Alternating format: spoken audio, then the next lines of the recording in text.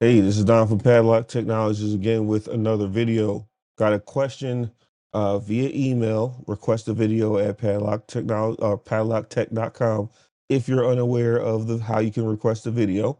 The video I'm going to make is about TC-NAC. What is it? What is the point? What is the benefits, right? So if or obviously we're going to use ice because that's my formal training is in ice and all that stuff. Now you haven't really seen this in any other kind of NAC solution, but this is another benefit of using Cisco ice in your environment. Again, one of the big things I want to specify here or really drive home, it is not about the individual product itself, it's about how it fits in the ecosystem. Network security in general, cybersecurity in general, is only as good as the system or ecosystem that you got wrapped around your assets, right? So you have a bunch of siloed um, pieces of technologies or siloed solutions that don't really talk to each other, can't get the actual needed data from one platform to the next platform so you can make an actual decision or an action to a threat, then it's pretty useless at this point, right? So you guys got a bunch of stuff that don't really talk to each other, which makes it very hard to actually combat against a threat when something bad happens, right?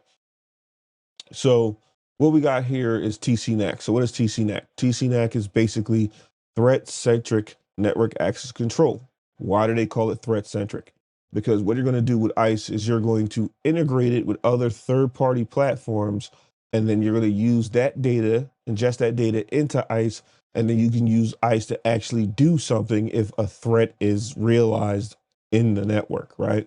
So what we're going to do here is we're going to actually I have the integration here already. It's with Cisco Secure Endpoints, or formerly known as Cisco AMP. What that does is going to look and see if there's anything that's a threat in the network. If something is a threat in the network, I can show you how I can apply a ANC policy, which is an adaptive network control policy, to actually do something like, hey, quarantine that device. And then when you do the quarantine tag, you kind of specify whatever you want to do from that point. So let's take a look. So first things first, you actually need to turn on that feature in your deployment under the PSN. So since I only got one ICE node in this deployment, in this lab deployment, you're going to see it in the one node here. So, man, I might have to take the zoom a little bit because this is way too big. All right, so we'll put it on 80 for here. So we go to ICE, since that's the one I have. You scroll down. And where's that? Is this option right here, enable threat-centric NAC services. So when you do that, you will now have the ability to integrate third-party other platforms into ICE and then use that security intelligence to make a decision on the session if something is bad. Now, what are some of these things? I already gave you one, which is Cisco Secure Endpoints or Cisco AMP. The next is you can do net expose, right? Which is a vulnerability scanner. I believe there's Nessus as well. There's Qualys, a bunch of other scanners. Now, there is a caveat to using the vulnerability scanners. This could be a real big problem in your network if you're doing a vulnerability scan every time someone joins the network. In your profile policy, you can say, hey, perform this vulnerability scan. And then based on the threat score, you'll do something with it, right? I would be very careful doing that. Again, ICE can do a lot. Doesn't mean you should do it all, right?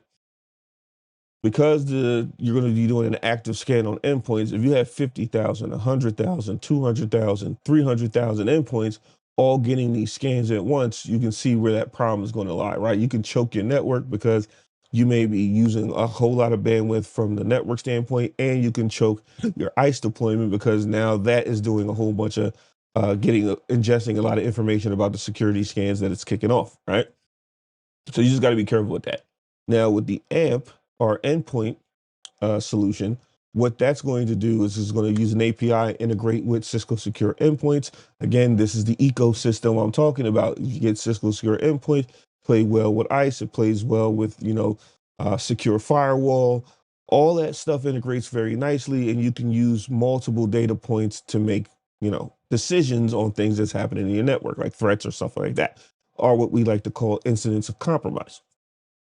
So with AMP, It'll take that data. This is going to be on the endpoint level, and then it will show you, hey, if there's a threat, you'll have in the there's a threat dashboard that you can look at, and it will show you, hey, is there any threats in the network, such and such.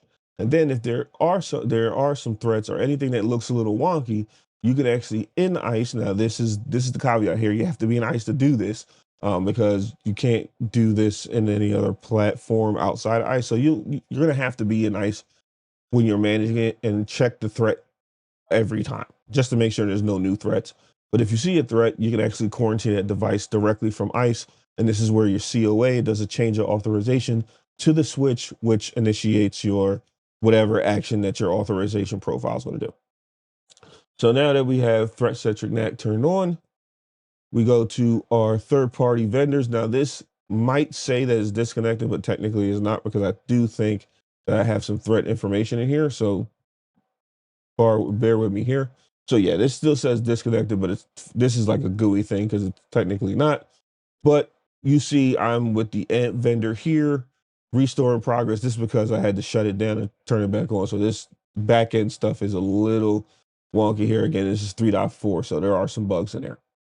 But if I wanted to add a vendor, I did AMP. As you can see here, so we got NetExpose, we have Qualys, Tenable, and this is Cisco Threat. I think this is Threat Grid right here. You can always integrate that there. And once you integrate that, it ingests that information via APIs. And then you can use that to make some decisions in your network. But once all that's done, what you're going to do is you're going to go to your dashboard and get out of there. And then you'll see this threat tab over here, which is where you're going to see that information, threats. Now in AMP, you're going to see just the AMP stuff, but it was other things there like Qualys or Tenable or NetExpose, stuff like that, Cisco Threat Grid stuff. You would see it in threat as well. So we go to threat.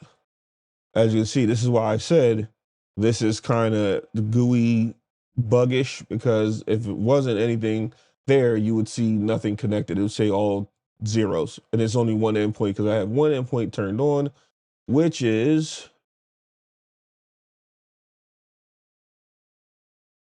one of these. Oh, actually, this is, I turned it off, so it's not on right now. But this was seen last. Sorry about that. So this was the last thing it was seen because it's not turned on right now. So now, what was the threat that was there? So you would click on the little threat that it showed up. It opened up this new tab. And unfortunately, I turned off the machine. So I'm not going to show you the rapid threat containment, which is, hey, if I applied this policy to the session that was active, it would do the change authorization. My change authorization would say, hey, if it has a quarantine tag, do this. So this is what it would look like. So it would say, oh, this machine had a threat detected. It detected it through AMP. What is it?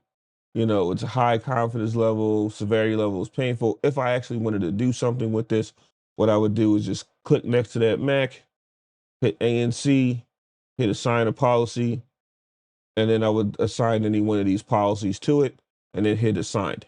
Now, what would happen?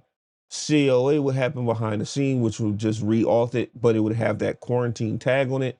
And according to my policy set here, let me get out of here.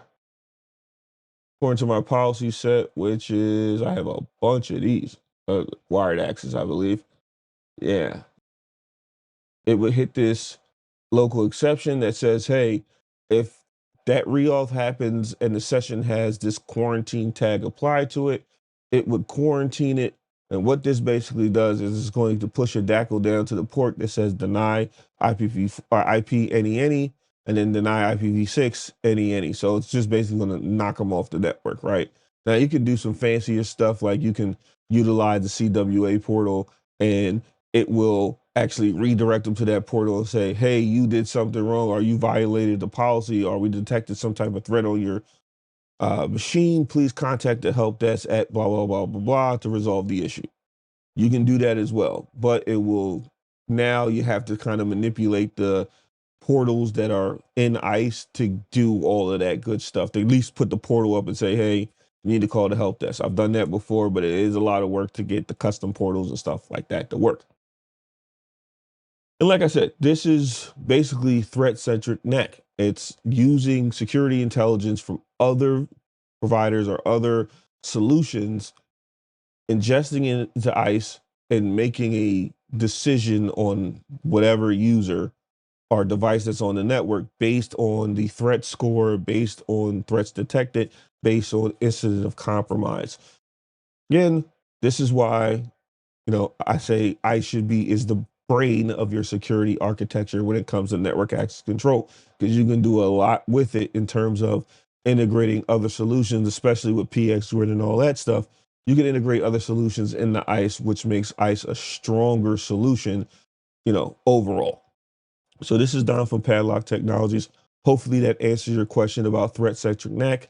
If you got any questions that you think or what you would like for me to make a video on, please email request-a-video@padlocktech.com. Video bumper is going to be right after this. I hope this video was informative. Thank you and have a nice day.